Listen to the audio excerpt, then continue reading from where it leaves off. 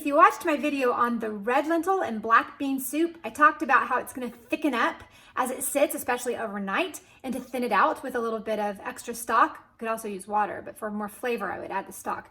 And that's what I wanted to show you here. So I've got some leftovers, and I don't use a microwave.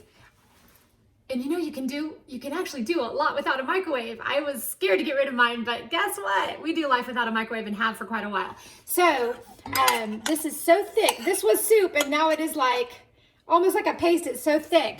So I've just got a little bit of stock, the better than bouillon, and this is 3 cups of stock that I prepared. I'm not sure how much I'm gonna use. Let's see.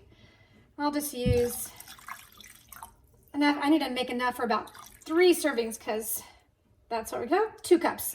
I just added 2 cups of stock and then let it come to temperature. For this particular soup, I had to break out the whisk. It was pretty clumpy and it breaks up a lot more beautifully with the whisk. So if you've got a whisk, pull it out for this recipe. I just wanted to show you that if you have that left over and it is that thick, that's perfectly normal. You can soften it up and bring it back to a delicious soup to serve for your leftovers.